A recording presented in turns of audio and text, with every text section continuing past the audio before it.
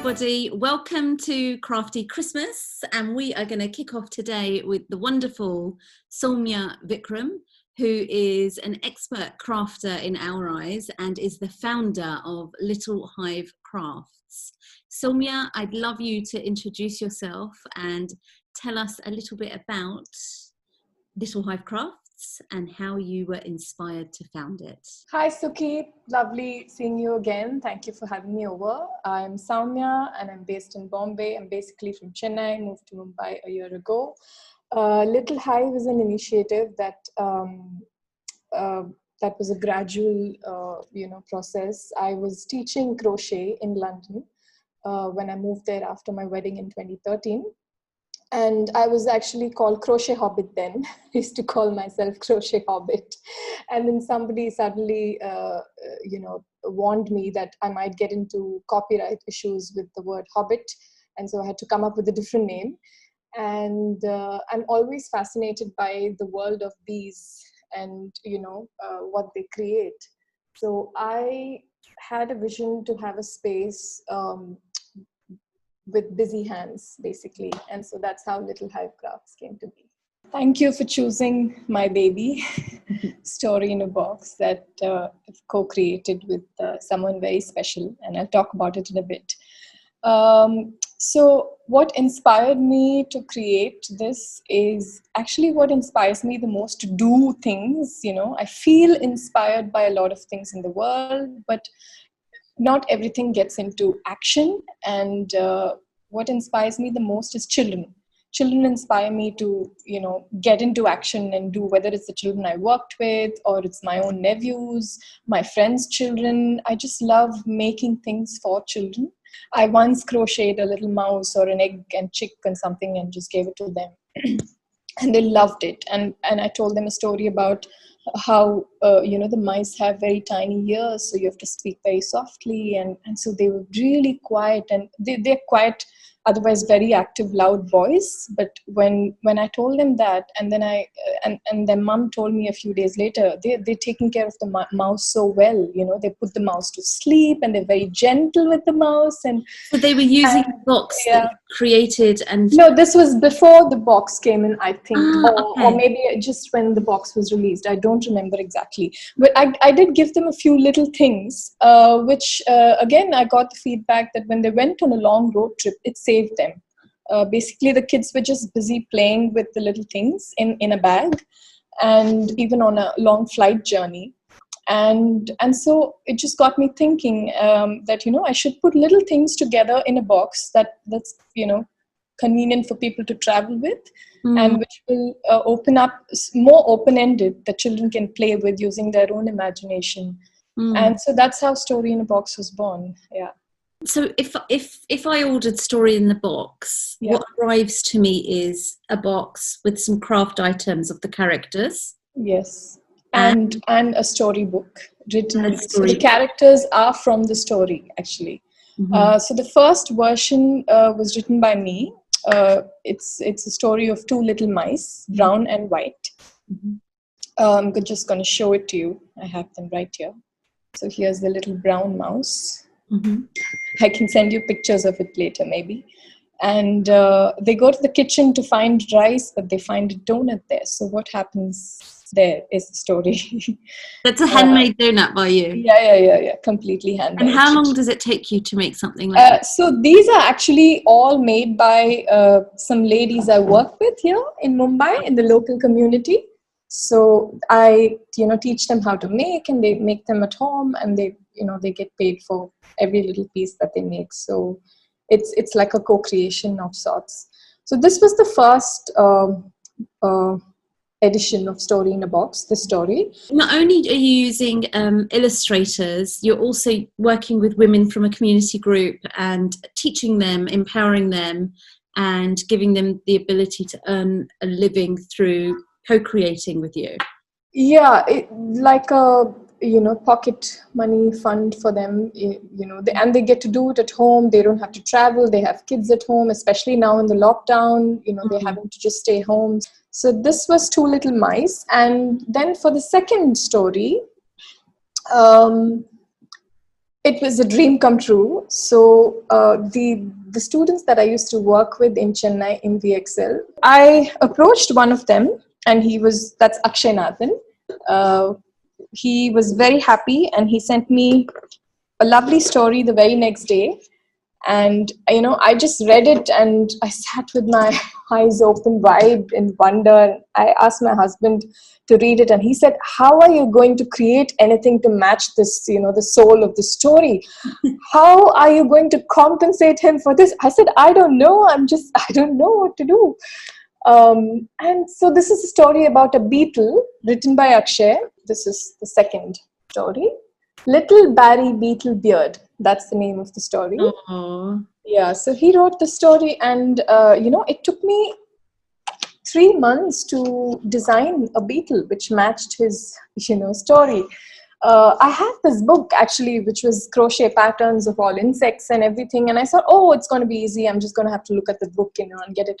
And I tried it, and it just, that's what they do. The children, they push us. They push us beyond our comfort zones, beyond our boundaries. They want us to explore our own potential, although we are trying to work with them, realize theirs. But it's the other way around, and it's mutual actually. So they don't say it, but he made me work really hard designing that beetle.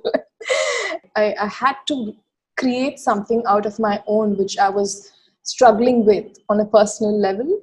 And he really made me do that with the beetle. And, at the end of 3 months, I felt like I had delivered, a baby, really. So this was... you're certainly giving birth to a creation. Yeah, absolutely. So this is the beetle. Can you see the beetle? We sure can. Look at that. And it's got some glittery yarn at the back as well. It's all made with cotton yarn. Mm-hmm. So it's a little glitter. But anyway, I can send you a picture later. So I finished making these, and I took it to him for approval. And the first time he saw one of the trial versions, and he didn't reject it outright. So he said, so they all talk by typing. He's non-verbal, and he types on the keyboard with his teacher. And so he said, yeah, it's good. Could be better. Maybe a little less of this, a little more of that. And this was after 2 months of trial. And, I was feeling exasperated. I said, what do I do? And I searched the whole of internet for beetle patterns. And, it was just quite a task, really. Quite a challenge. So then, yeah, it was. And then when I did this, and I was so relieved more than anything else. And I went to him, and he said, great. And that's it. I just needed that. And, I took the fish also to him. So this is Goldie. So these are characters in the story. These fish are also crocheted by the ladies, by the way. Only the beetle, I'm a bit attached to the beetle, so I don't give that away. I make the beetles myself. But all the rest are crocheted by the ladies. And it's been seriously curated, co-curated between yourself and Akshay. Now, speaking of Akshay, we reached out to him. Yeah. And we asked a number of questions, and we wanted to have him as part of this dialogue. And the best way we could do that is by sharing his words on the screen to some of our questions. And we asked him a number of questions, and we'll definitely be sharing all of those answers with our audience. But for this particular segment, I wanted to just read out a couple of the answers and to you. I'd love to hear. And we asked him, what does craft mean to you? Yeah. And his answer was, craft is a gift of this humankind. Hearts dream, heads wish with an intention, but hands make alive. If craft stem truly from a dream and true intention, then it's called a craft. Otherwise, it is mere work of the hands without making it truly human. When hands serve intention and dreams, then anything created and born from there is a craft. Even a poem I wrote, a song I play, even food cooked, or slippers sewn, homes made beautiful. I believe I am a dreamer and hold true intentions, but I am not a craftsman, for my hands do not serve that. So that's Now you know where my inspiration comes from. Yeah. Absolutely. Yeah. When you came together with Akshay, you were met with challenges, essentially, but you persevered. What you love about festive seasons, and also what you would love to, if you had a magic crafty wand, what you would like to improve or change about festive season. What I love about festive seasons is definitely people coming together and, a sense of brotherhood, joy, family, everything, gets reinforced and strengthened at that time. But I also have very fond memories of my mother doing things with her hands. So again, everything being handmade at home, whether it's food or whether it's, decorating her puja, or everything just comes from work with, handwork basically. So that is what I love most about festive seasons. And if I could change one thing now, maybe a little more, going back to how we used to celebrate, like with people and family, and again, what I decorate the house with, and just supporting craftsmen around you who create things for festive seasons, and just building and strengthening relationships around is perhaps a better way to celebrate. Is my Lovely, thank you. Thank you.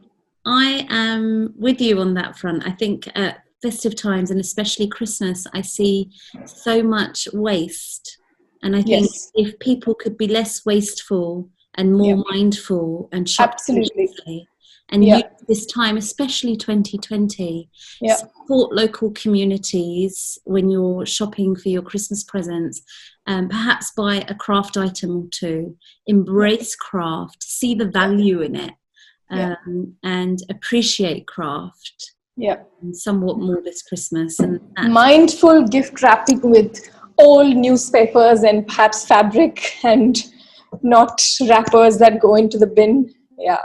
Absolutely. And on that note, I am going to, in the words of the wonderful Akshay, we asked him a question. Do you have any message for all the creators and crafters out there? So I think it's only fitting to end on his note. And in the words of Akshay, as he says, real courage is not rising from the ashes. It is in allowing yourself to burn, knowing in trust you will rise. In every deed of craft, you die 1,000,000 times before something gets born. Real courage is removing every stitch and redoing it from scratch. Merry Christmas to you, Suki. Thank you. Merry Christmas, Sowmya. Thank you for joining us. It's a pleasure to have you and Little Hive Crafts with us. Merry Christmas to everyone. Thank you for this opportunity. Thank you.